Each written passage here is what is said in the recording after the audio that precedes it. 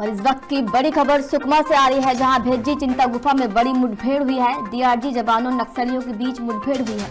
इस मुठभेड़ में 3 नक्सलियों के मारे जाने की खबर सामने आ रही है। बता दें कि इलाके में अब भी गोलीबारी जारी है। जंगल में ये सर्च ऑपरेशन लगातार चल रहा है। वहीं एसपी किरण चव्हाण लगातार अपडेट ले रहे हैं। तो बड़ी खबर आपको सुकमा से बता रहे हैं, जहां भेज्जी चिंता गुफा में बड़ी मुठभेड़ चल रही है। डीआरजी जवानों नक्सलियों के बीच ये मुठभेड़ हुई। 3 नक्सलियों के मारे जाने की खबर सामने आ रही है।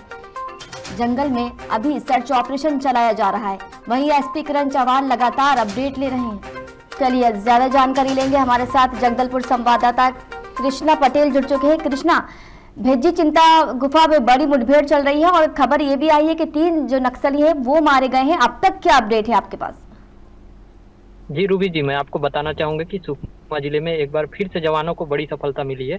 सुकमा थाना क्षेत्र के भेज्जी और चिंता गुफा के बीच के इलाके में नक्सलियों की मौजूदगी की सूचना पुलिस को मिली थी। इसी इनपुट के आधार पर डीआरजी की टीम सर्चिंग पर निकली हुई थी। सर्चिंग के दौरान ही सुरक्षा बल और माओवादियों के बीच मुठभेड़ हुई और इस मुठभेड़ में 2 महिला सहित 1 पुरुष माओवादियों को जवानों ने मार गिराया है और बड़ी संख्या में विस्फोटक सामग्री भी जवानों ने बरामद किए हैं। और इस पूरे मुठभेड़ की पुष्टि करते हुए सुकमा एसपी किरण चौहान ने बताया है कि सुकमा क्षेत्र में लगातार सुरक्षा बलों के जवान सर्चिंग पर निकले हुए थे। जहां आज भी जवान सर्चिंग पर निकले हुए थे, उसी दौरान ये मुठभेड़ हुई है और जवानों से सीधा नक्सलियों का मुठभेड़ हुआ है। और सुकमा से इस मुठभेड़ में जवानों को एक बड़ी सफलता मिली है, जिसमें जवानों ने 3 नक्सलियों को मार गिराया है। और मैं आपको बताना चाहूंगा कि फिलहाल मुठभेड़ समाप्त हो चुकी है और मारे गए नक्सलियों के शवों को जिला मुख्यालय तक लाया जा रहा है और इलाके में सर्चिंग तेज कर दी गई है। जी बिल्कुल कृष्णा, जिस तरीके से आपने बताया कि एसपी किरण चव्हाण लगातार जो है वो इस मामले में अपडेट ले रहे हैं, तो अब उन्होंने दिशा निर्देश क्या जारी किए हैं?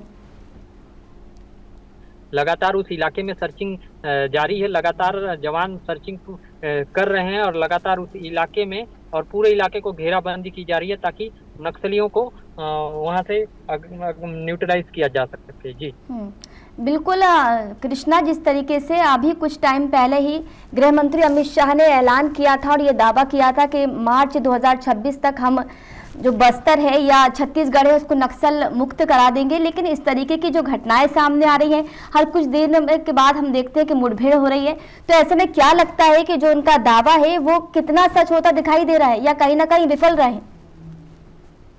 जी बिल्कुल, मैं आपको बताना चाहूंगा कि लगातार देश के गृह मंत्री ने ऐलान कर रहे हैं कि लगातार 31 मार्च 2026 का जो ये संकल्प ले रखा है कि नक्सलवाद को बस्तर या पूरे छत्तीसगढ़ से समाप्त करना है, इसको लेकर जवान भी लगातार अग्रसर नजर आ रहे हैं और लगातार एंटी नक्सल अभियान भी संचालित किया जा रहा है। और आप देखेंगे कि बीते समयों पर भी एक बड़ा समर्पण बस्तर इलाके से निकलकर सामने आया था, जहां 210 माओवादियों ने पुलिस के समक्ष अपना हथियार डाला था और उसमें बड़े नक्सली कैडर भी शामिल रहे। तो लगातार या गृह मंत्री की बात करें, छत्तीसगढ़ के गृह मंत्री ने लगातार नक्सलियों से अपील कर रहे हैं कि वो मुख्य धारा में जुड़े। मुख्य धारा में जुड़ते हैं तो उन्हें रेड कॉर्पोरेट बिछाकर उनका स्वागत किया जाएगा। जी बिल्कुल कृष्णा, जिस तरीके से अभी आपने बताया कि जो मुठभेड़ है वो समाप्त हो गई है, तो अब स्थिति वहाँ की क्या है, हालात क्या है, सब कुछ स्थिर है क्या वहाँ पर?